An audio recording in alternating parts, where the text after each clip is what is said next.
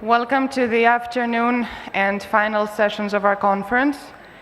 It's a great pleasure and honor to have with us Garry Kasparov, the chairman of the Kasparov Chess Foundation. Mr. Kasparov will give a presentation and then the floor will open to questions. Thank you.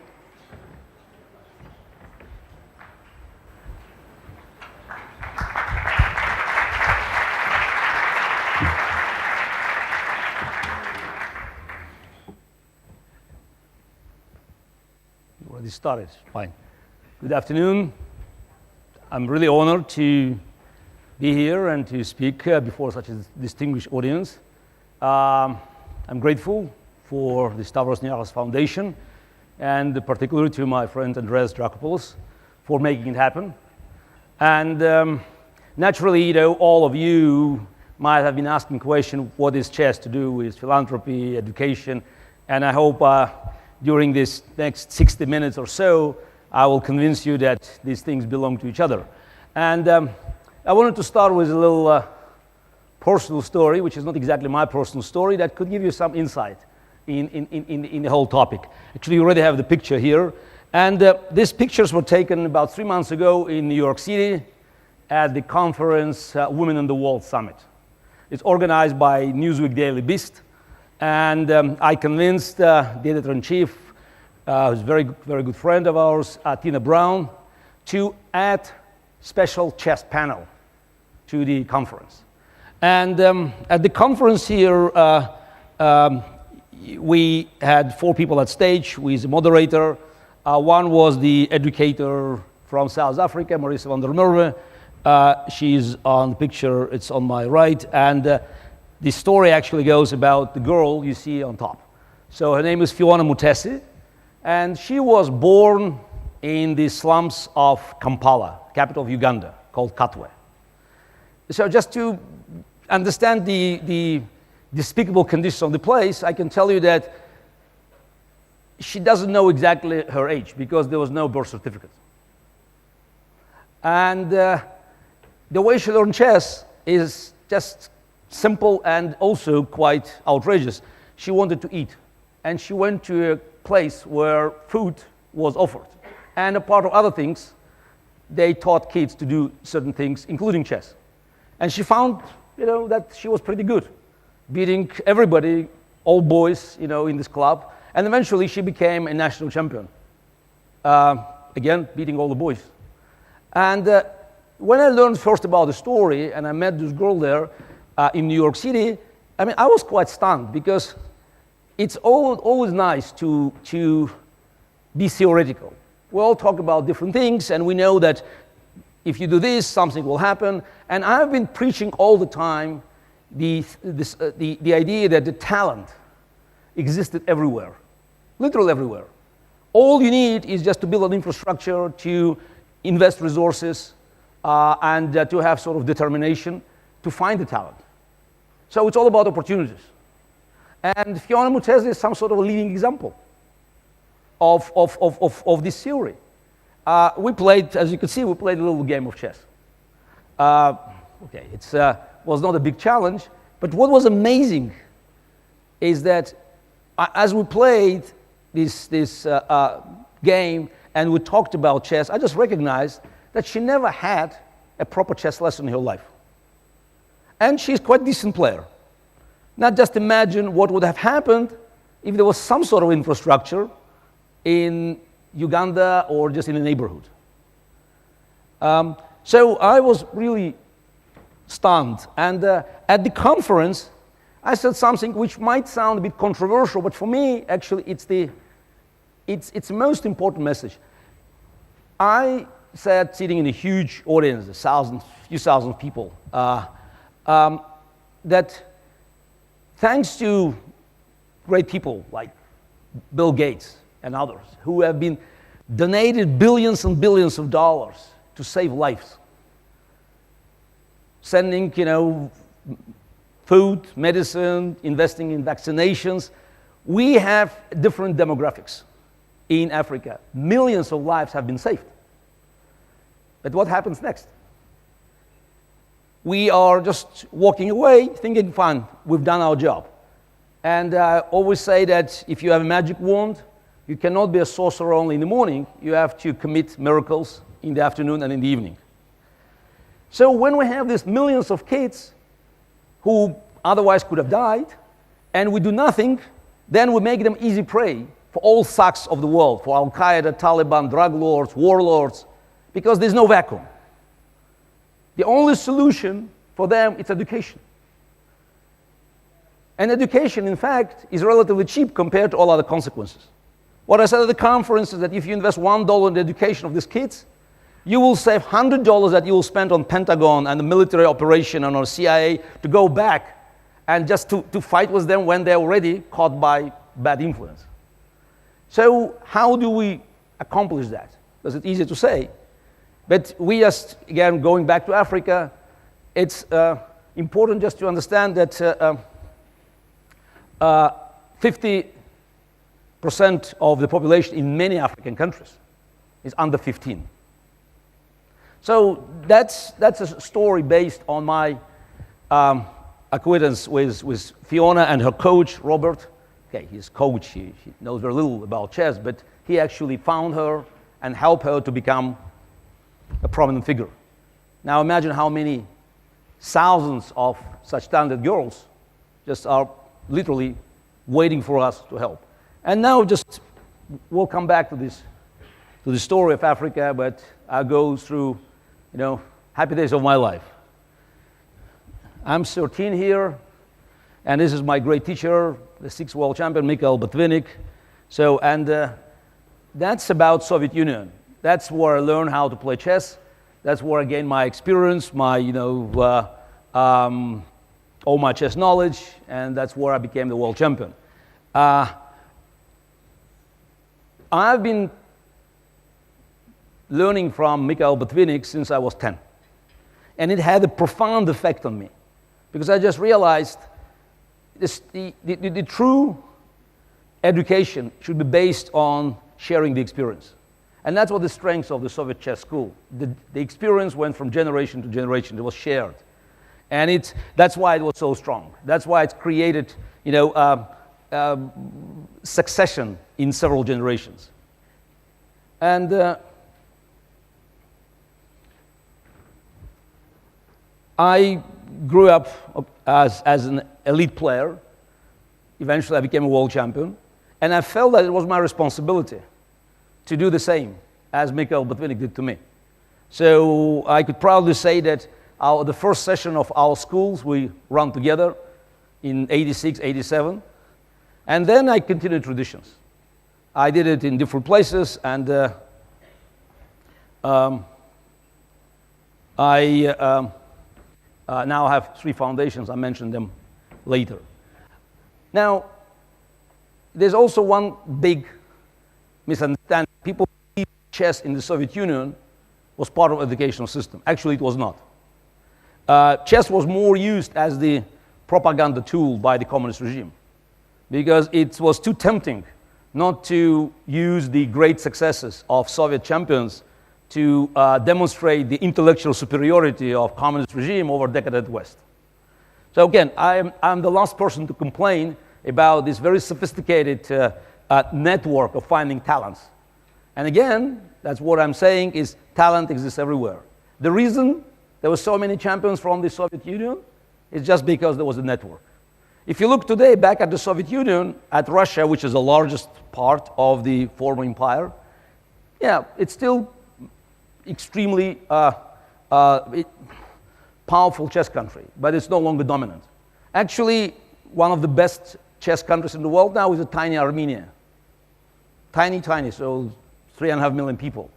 The reason Armenia is doing great is because chess is mandatory in Armenian schools. Of course, what helps that the president of the Chess Federation happens to be the president of the country. But you may say other way around, the president of the country is president of the Chess Federation. Yeah, and in the last 5 chess Olympiads, Armenia won 3 times. Russia, none, with 140 million people. Again, it's all about infrastructure. And it doesn't matter how many people live in the country. What matters, how many kids actually go through the system. And that infrastructure, can serve the purpose. Now, again, some people think chess is not the mainstream. So chess is just a game that is played somewhere, just dark corners of a cafe. So it's some wrong image. I mean, to the contrary, if you think about advertising industry, about Hollywood, about some iconic figures, chess has been extensively used to demonstrate sort of the sign of intelligence. That's the classical Hollywood stuff. And now that's the elite players. You could see Harry Potter, Star Trek, even vampires play chess. And the Terminator. So as you can imagine, the game was a draw. I didn't take by chance. And as a matter of fact, it was before he became the governor, so it was 10 years ago. And I was surprised to find out that all these kids had some sort of mandatory chess lessons. So now again, it demonstrates how well it works. And just by the way, going back, you can see the different ages and different nationalities. Vishy Anand, Indian, current world champion. Magnus Carlsen, the highest rated player in history. He's Norwegian. Hu Yufan, Chinese. Sergei Karyakin, Russian, Ukrainian. And Viktor Korchnoi, who is in 80s, still playing chess. Again, ages, nationalities, races. So that's why chess is quite unique. It brings together all of us. Yeah, and now we can talk about the impact of the game of chess in education. So let's move to the key subject. So I used one of many quotes that comes from Jacob Zuma, president of South Africa, and he just recognized the importance of chess for mathematics. And we can look at the certain elements of the education where chess definitely helps. I mean, number one is natural. Chess teaches you logic, calculation, and also you can visualize the problem. So naturally, kids learn discipline. So because they must follow the rules. Actually, it's very interesting experience. At age 6 or 7, they are forced at the chessboard to follow the rules, sort of to be part of the legal framework. Just recognizing that if you want to succeed, you have to follow the rules. So actually, scores improve in all areas. It's not that mathematics, also reading, and concentration, and work ethics, which again it's quite important. And I have plenty of experience going around and just asking people at the conferences, in the schools, at the educational boards, and it's actually never heard any criticism. Yeah, some say chess may be not, a magic solution for all the problems, but it has no downside, which is very important, because in education, as in medicine, we don't want to do any harm. And chess does no harm. So ideal age, when we look at the studies, ideal age of having chess in the school would be age 6 to 9. So okay, you could start early, you can do it later, but they say ideal because at 6 the kids already they recognize that they have to learn and how they can do things. And at age 9, what has been discovered not only in chess but also in the language studies, the mind is already closed. If you want to make an impact, real impact for the future, to make sure that the information that they learn from chess and the methods and the algorithm will go inside of the hardware for the future, that should be before 9. After 9, it still helps, but the effect becomes flat or flatter, just to be sure.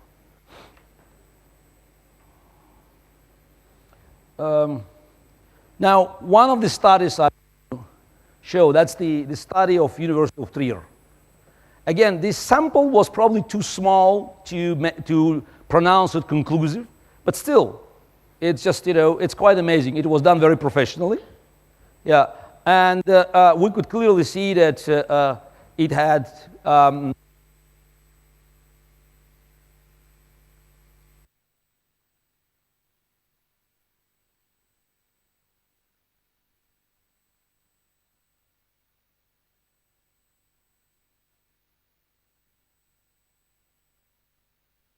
wow. It's back, yes? Is it back or not? Yeah, okay, fine. Now I feel it's back. Actually, one interesting experiment. Again, I should stay here, huh? Okay. No.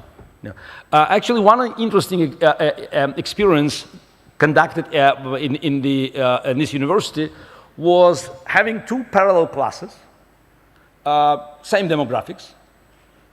One class had extra hour of chess a week, and one class has extra hour of mathematics. At the end of the term, this is the year term, they compete in mathematics, and the chess class has won.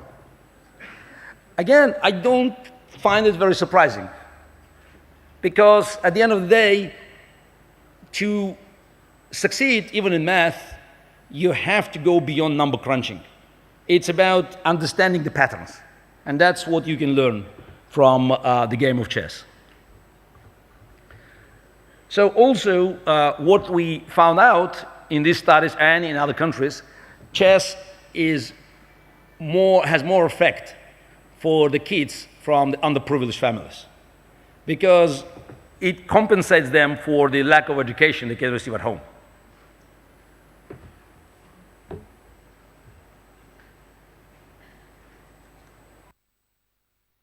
So that's the mass chess. No, it's okay, fine, I will. So this is mass chess connection, and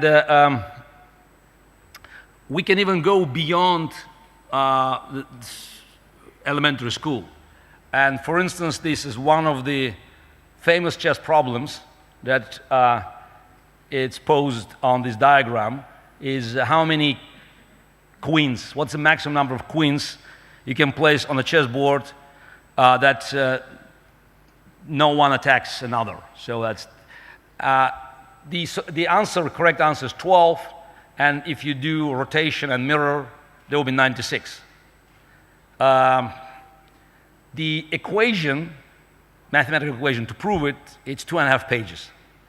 And I have to confess that I'm lost at the second sentence. Yeah, it's too. You want to change it? Okay, fine, it will be.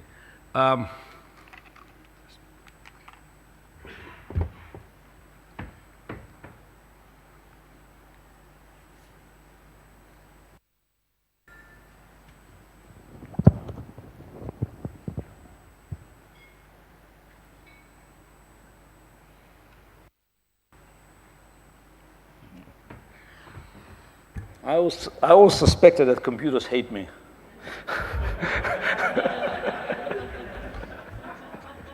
Some sort of a conspiracy. Yeah.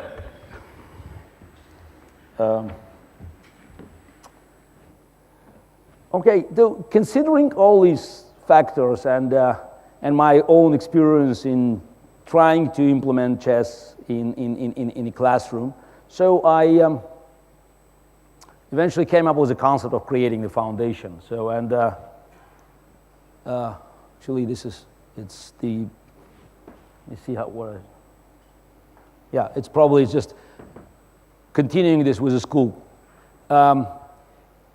It's not only, the books that you can use. It's not only sort of the primitive education, but also chess could be an ideal entry to the computer world. Because at the end of the day, we understand that education has been changing. And we cannot pretend that the future of education may be successful without us doing quite drastic changes. Because kids who are entering classroom, I would call them iPad generation, they have a very different way of receiving information. So classroom, if we look at it from the historic perspective, is the most unreconstructed part of the modern society. It stays the same for more than 100 years. You still have the classroom, even if you have computers at the desks. The structure of the teaching process hasn't changed. You have a teacher who is the center of the universe in the class. And he or she is the key element who is rotating everything around. Teacher is the only source of information, and the only source of authority.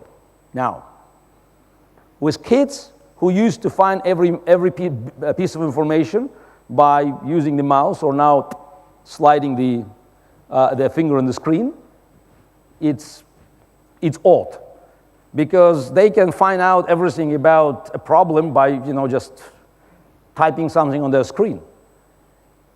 So it already challenges the authority, and also they used for information to travel two ways.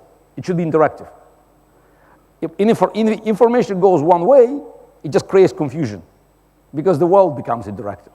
So that's why we have been working on certain elements of creating, the similar environment in a classroom for kids of this new generation, to make sure that they can learn chess by just being part of within the environment that they used to.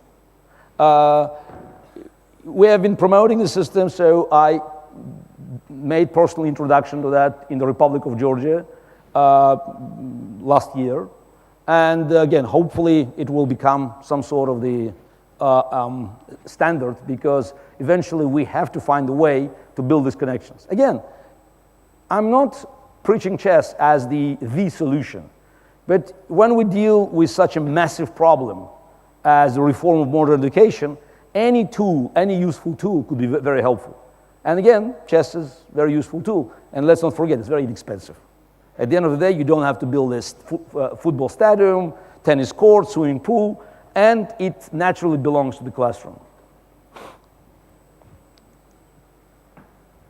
So that's how I started. So it was the United States of America in 2002, Kasparov Chess Foundation, and gradually we moved with our blueprints to more than 3,500 schools across the entire land, so in all 50 states.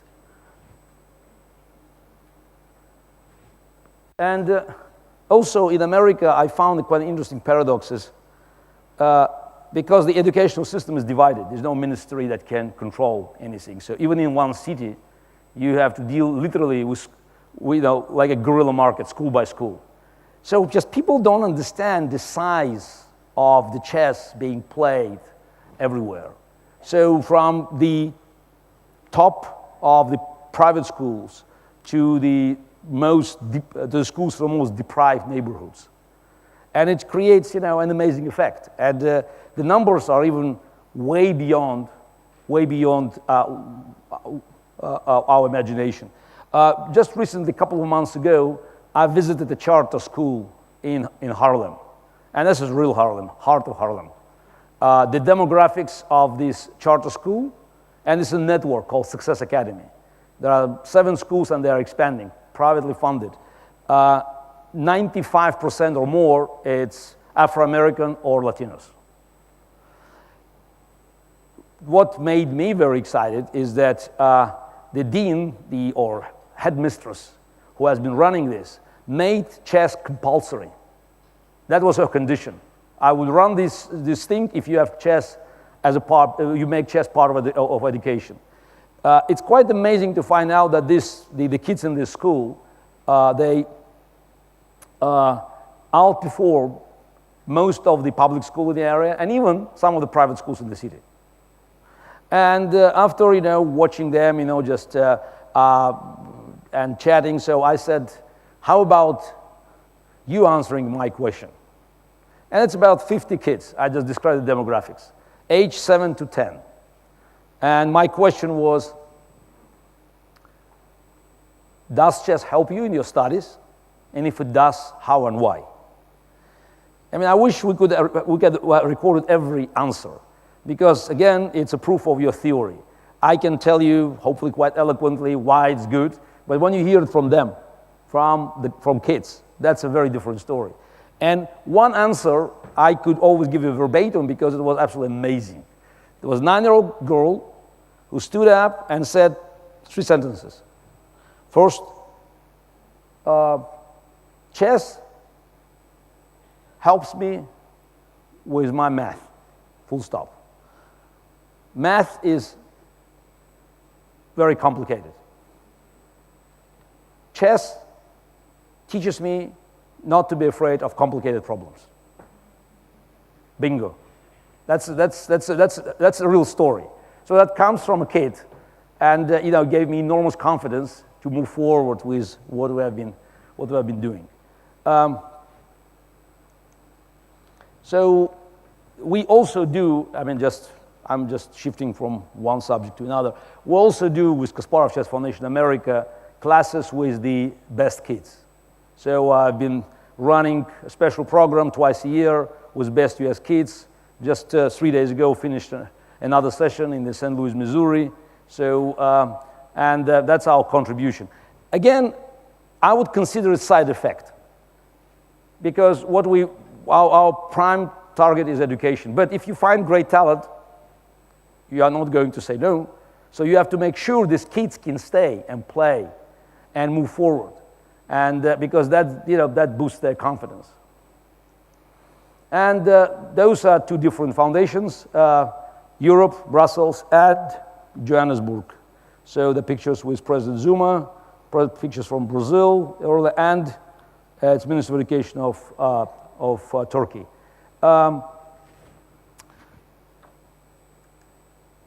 So those are going back to Africa now. So that's me and my wife Dasha traveling around, and she was always inspirational, so just to push me to expand the horizon of our scope of our operation. And I have to confess that the experience that we gained in Africa was absolutely phenomenal.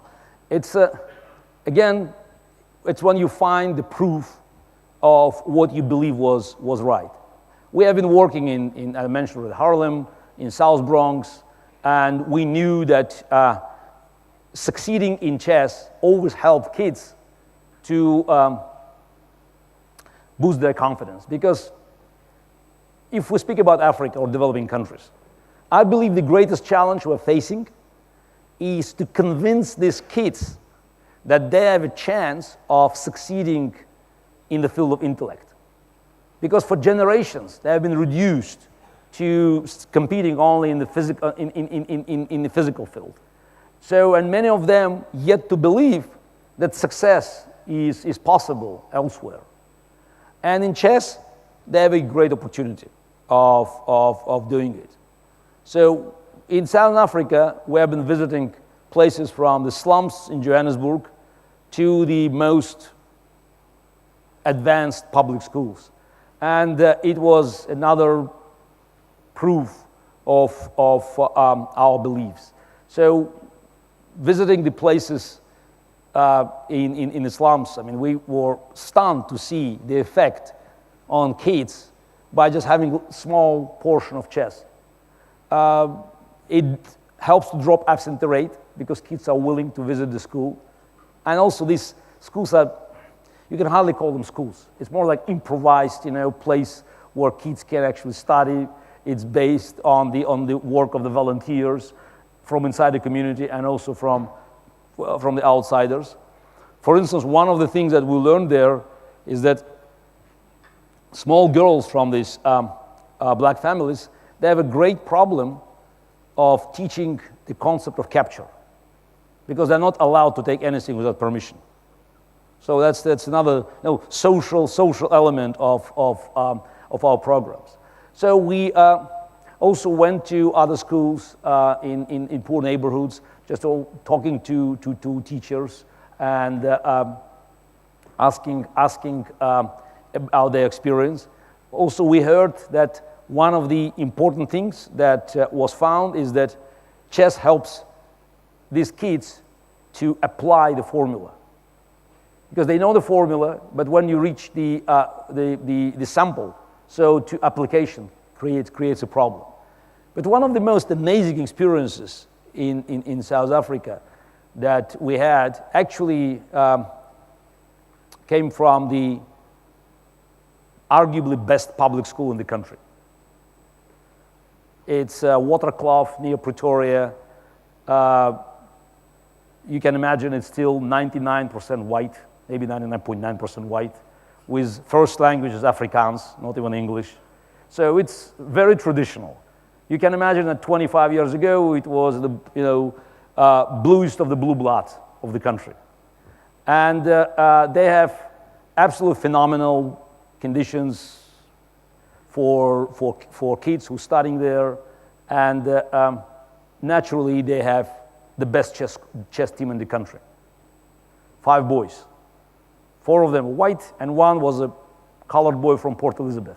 Very poor family, on scholarship.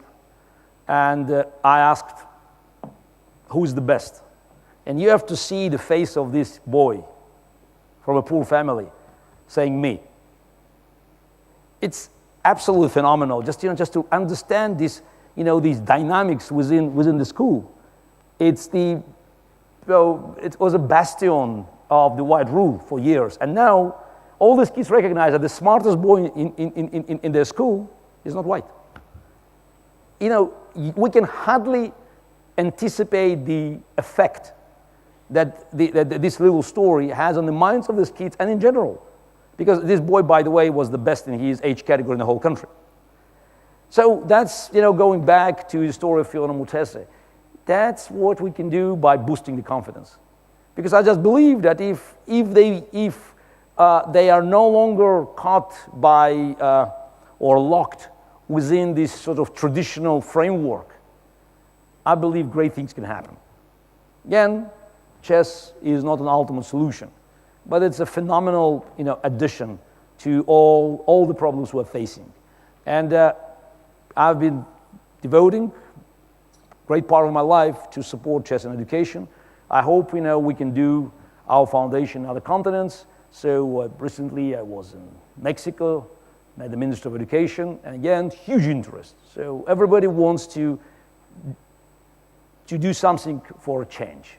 And I'm sure chess is almost perfect start for this change that may help us to offer our kids a chance for a better future.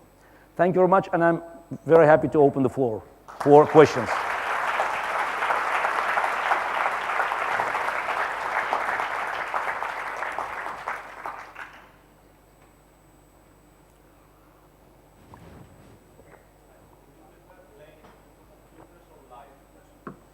I'm retired. Yeah. Look, it's hard to answer because those are somehow 2 different games, and it's not about preference. So I played computers. I probably had the most experience of playing different computers throughout my professional chess career. It's very exhausting, and the main reason it's exhausting is that it's not that machines can calculate everything. I mean, actually, the game of chess is nearly mathematically infinite, so that's why it cannot be calculated from the beginning to the end. The greatest problem is that when we play a human game, so it's 2 humans. Again, it might be chess, it could be whatever. Every game contains mistakes or inaccuracies. So even the best games played on a world championship level, they always contain these inaccuracies. So naturally, the winner is the person who capitalized from the last mistake of the opponent. So the proportion of good moves, perfect moves, and some sort of inaccuracies in a human chess, even at the highest level, is not high enough to beat the machine. Because what happens in any form of human competition, someone who is on the winning side gets complacent, and another person on the losing side is getting depressed. Again, it might be exceptions, but in general, it's what I always saw in the game of chess. So the winner is getting a bit relaxed because it's over. So the problem when you face the computer is that you can't get relaxed before the game is over. So any inaccuracy will eventually drop half point or full point. So it could be a draw. Most likely, will not lose if you make an inaccurate move, not a big blunder. But but you will not win. So it's too challenging for human mentality. We're not used to such level of concentration and vigilance. So that's why, again, playing humans is far more, it's fun because, there are always, mistakes also part of the human game. So, and I think it's very natural that we allow mistakes to become part of something nice and beautiful.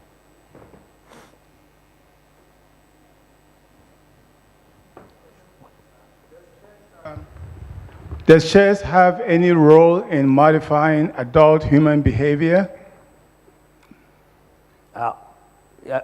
You mean? Yeah, I mean, if at the age of 9 you have a closed mind, that's the best time to play chess. Oh, no, and as no, you get older, there's a modified adult human behavior. Oh, no, it's the, I spoke about the most profound effect, but I think playing chess always helps because, it's probably a way to channel the aggression in a peaceful form. Also, I think people can concentrate and get a bit relaxed. So there are always benefits. Again, it's a game that's ancient game that survived throughout centuries, and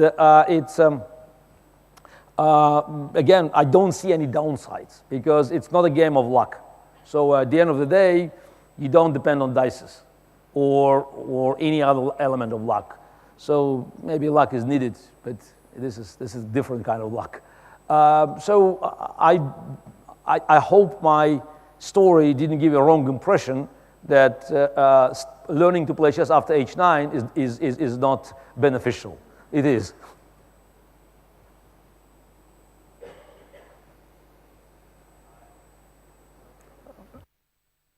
Mr. Kasparov, did you ever, when you play to win a game, did you ever use more than your calculation, more than your anticipation? Did you ever use your intuition, something that is not mathematical, to go to the end of the game and win? Well, actually, most of the time I use my intuition. So as I said, chess is not mathematically, it's not a game that can be calculated to the very end.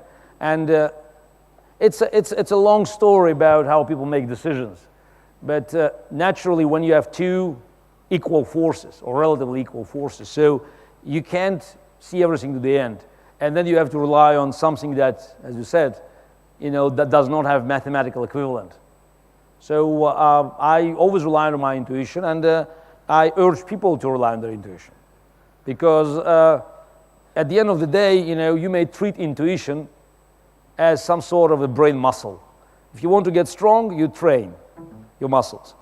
You have to train your intuition. You have to trust it, because people say, "How can we trust something that that doesn't have the physical equivalent?" But it's combination of your experience, of your gut feelings, and also again the way you view the problem. Some people are more dynamic or aggressive. Some are more defensive, which again doesn't matter, providing you trust your instincts.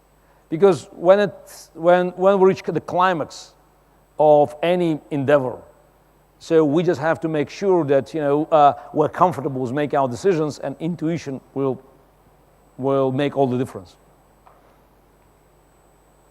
Question was here, so one. Oh, hi, my name is Lionel Foster. I'm with the Johns Hopkins Center for Talented Youth, and I really appreciate your presentation. You work in a lot of different countries. You have a foundation that works on education issues. I'm just curious, education, philanthropy, by no means exclusively Western concepts, but I'm curious, in the many different countries you work in, do you ever get pushback that you're trying to impose a Western agenda? Because I just know you travel around the world, and that is an issue that some NGOs encounter. Look, I believe that 2 + 2 is universal. Yeah, I don't think it's a Western conspiracy. And also, if we look at the history of human race, I think, there were different periods.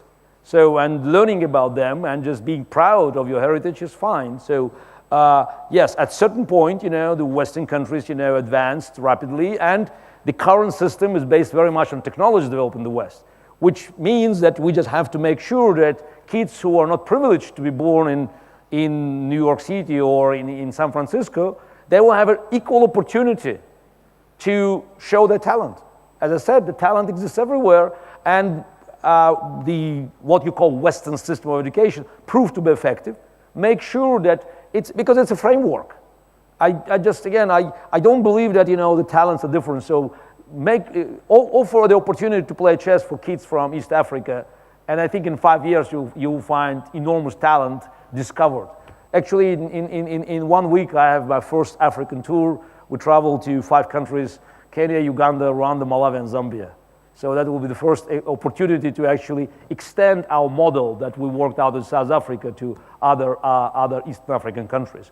So, and I already received, messages of enthusiastic messages, because, you need to open doors, and whether you operate in West Africa, East Africa, or in Asia, or in Latin America, it's all about creating opportunities, yes. And and by the way, just let's not forget, chess was not invented in Europe. So actually, it came, maybe from India, but definitely from the Arab world. So that's why, it's probably time for some Arab countries to celebrate.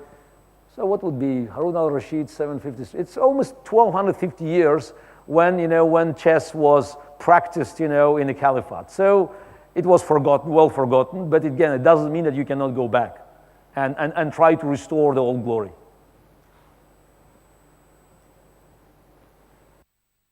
Whatever this, I see 2 questions here. Let's start with woman. No, wait.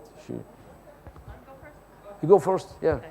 Hi, you mentioned Uganda. I know of 3 specific projects where they've built schools in Uganda, Senegal, and Tanzania.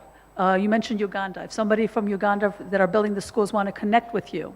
Look, there are many projects there. So for instance, we have been working with Earth Institute, Jeffrey Sachs. There are 10 countries, most of them East Africa, some of them in the West. I think there are 2 French-speaking countries on the West side. So for me, it's exploratory tour, because what I'm trying to accomplish is I'm trying to convince businesses that operate in these countries to fund the programs.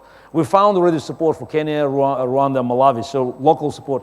I'm traveling there just to make sure that the political powers, they're happy to have chess, and the business that in Africa, now, you're probably aware that it's some sort of a last frontier. The businesses are all trying to get in, so that they will do their social responsibility projects connected to chess and education. So that's I believe it's a win-win formula, and I see myself as a sort of facilitator.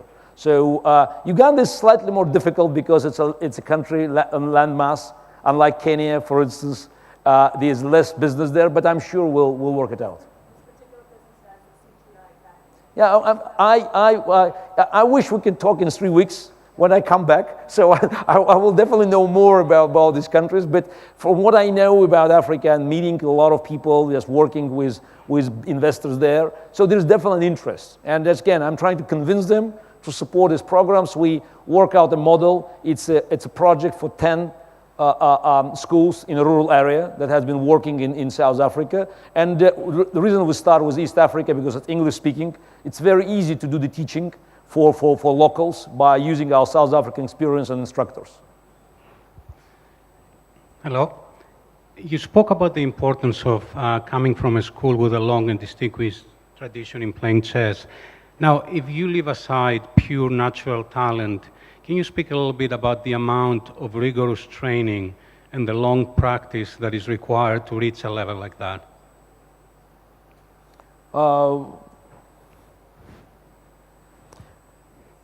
It's another interesting topic for philosophical discussion, because in your sentence, you divided pure talent and ability to work hard, which in my view is also talent. Quite an amazing talent. So that's when they say, oh, this man or this woman, not talented, but they work hard. Excuse me. So not everybody can work hard. So I think it's a form of talent. So that's why, for me, you know, just this, without the combination of these two, nothing is going to happen. So we can, by just doing this chess in an early age, we can just help kids to get some sort of habit to work hard. Again, I cannot guarantee that all of them will learn, but I think the chances that something will stay in their mind, they're pretty good.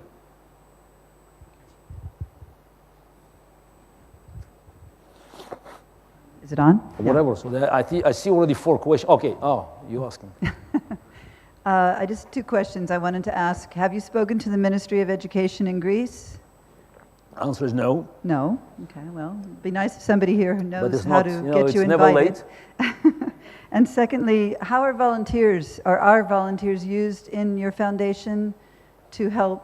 We are actually working with the foundation on this idea, and hopefully we can start implementing our programs. Just just briefly, I didn't have time to mention all the achievements of the foundations. I spoke about America and I spoke about Africa. Europe seems to be sort of inept, but what we did in Europe is we lobbied successfully the resolution of European Parliament. Again, it's a piece of paper, of course, European Parliament, but it's a very important, in my view, very important document, because it's the first time sort of a legitimate political institution supported the idea of having chess in education. And I have to tell you that, just to go through this exercise was some sort of, it was a challenge and almost a nightmare, because I haven't recognized how difficult it is to get 50% plus one signature from, it's like a political Noah's Ark, with all groups, conservatives, socialists, liberals, Greens, communists, nationalists, everybody. And you have to get around and convince them. And what I didn't know when we started it, that you have very limited number of sessions, actually 3 sessions. You can do it only in Strasbourg or Brussels during the session, and it could be done only at the table next to the hall. So you cannot do it in their office, you cannot do it by email, just there, they have to. Okay, but we succeeded. So we had more than 400 signatures when 378 needed. And I think this document demonstrates, again, that chess goes beyond even political divides. Because we got roughly equally, support from all the political factions. Yeah, a bit more on the conservative side, because the Poles and Spain and Spanish delegations donated, huge number of signatures. So the Poland had 50 out of 53. But still, Eastern Europe, some of the countries gave even 100%, but they were smaller. So like Bulgaria or Slovenia. I think Greece donated good number, but not nearly 100%. Yeah. It again, for me, it was a very useful experience. And that's how we did it in the Republic of Georgia. Georgia is part of Europe, not part of the EU. And the first EU member that followed this pattern was Estonia. They started with 12 schools. Now they're extending to 30 schools. And hopefully Greece will follow. So we are in talks, and I see no reason why with the support of the Stavros Niaras Foundation, we cannot succeed in a country with such massive chess traditions.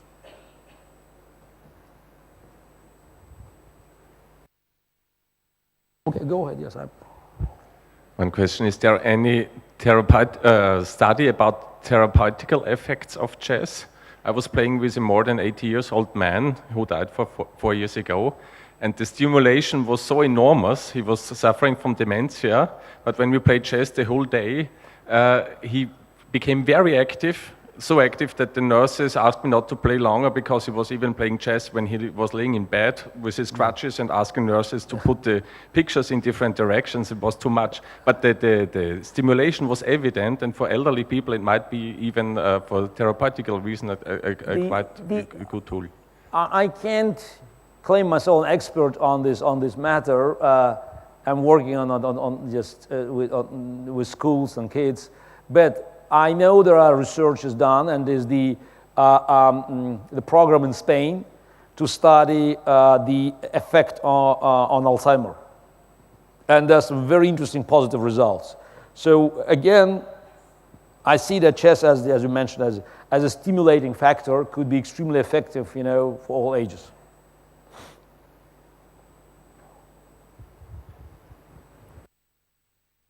Good afternoon, Elias Poulias from the Poulias Foundation in Guatemala. Mr. Kasparov, how has chess helped you identify with philanthropy? Again, going back to my early days, so I felt that, sharing my own experience with kids, at that time it was about the kids, the best kids, the most talented kids, was sort of paying back the debt to the society. And at one point I just recognized that it would be very important for education in general. And I always tried in my life, not just to win the game, but it was about making the difference. So just finding new ideas, expanding horizons, and right now I believe the most of the difference can be made by extending the frontiers of education. So, and I feel extremely comfortable doing what I'm doing, and I also see the response. So what helps me, and I believe it works with everybody, when you see the positive response, you recognize that you're doing something very, very useful.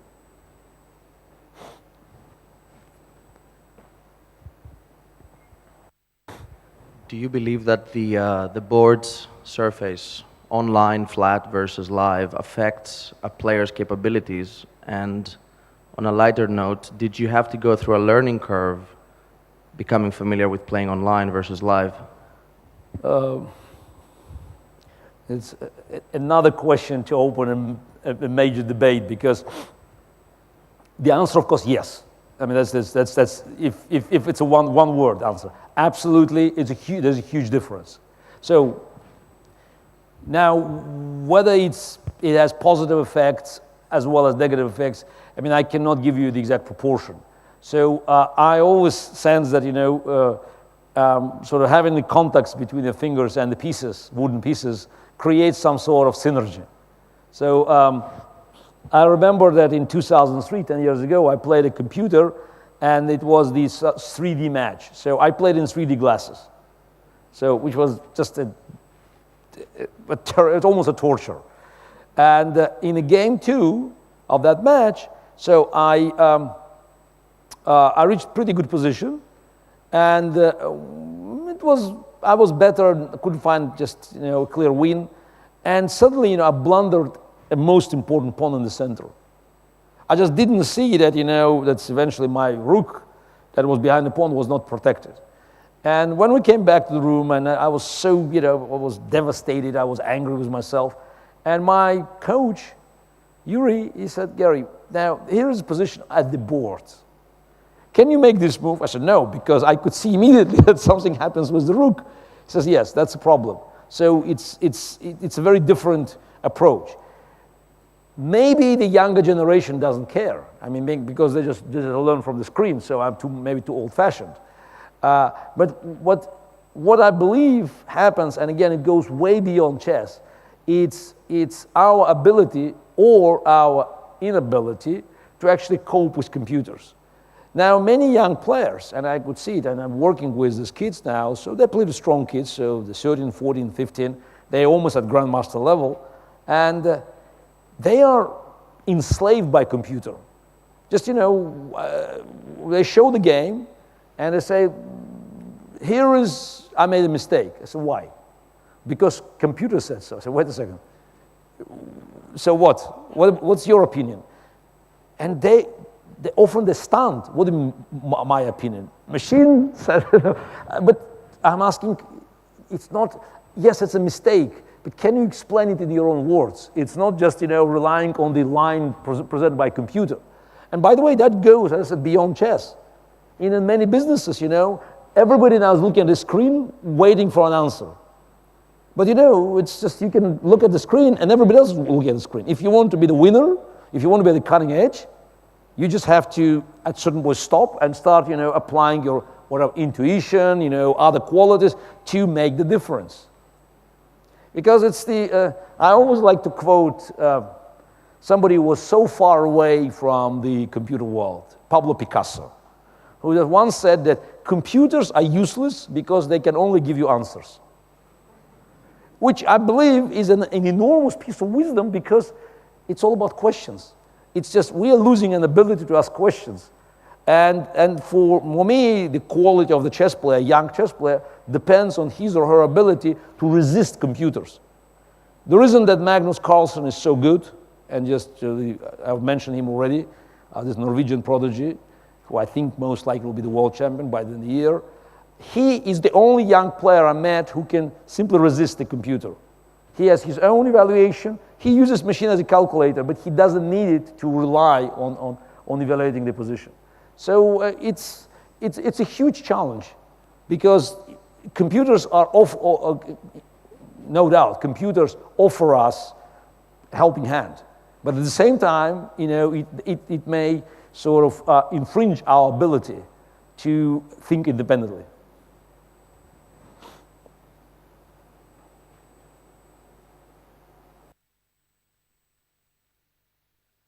One there. Over there, behind you.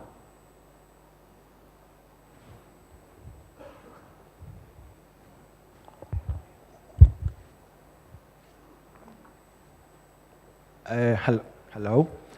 Many documentaries have shown that the source of violence comes from class differences, okay?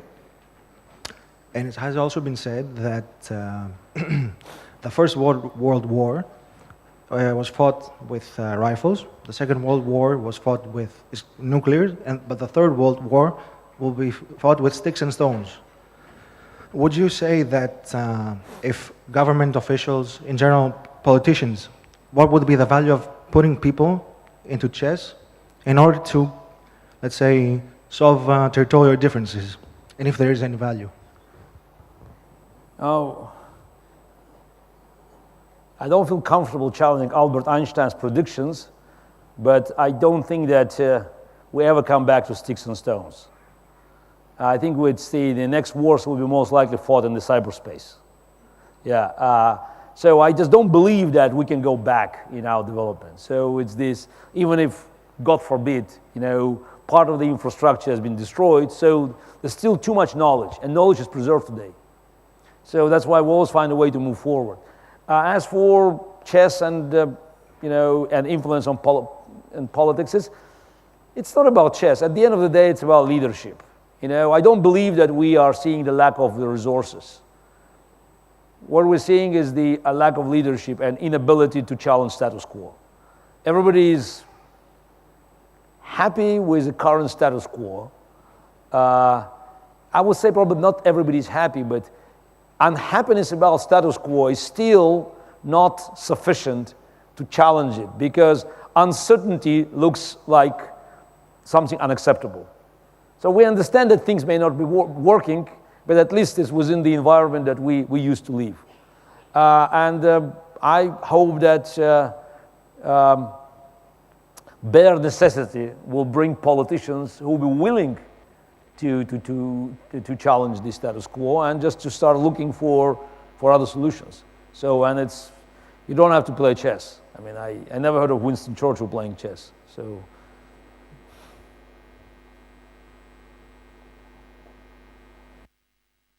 That's it. Thank you.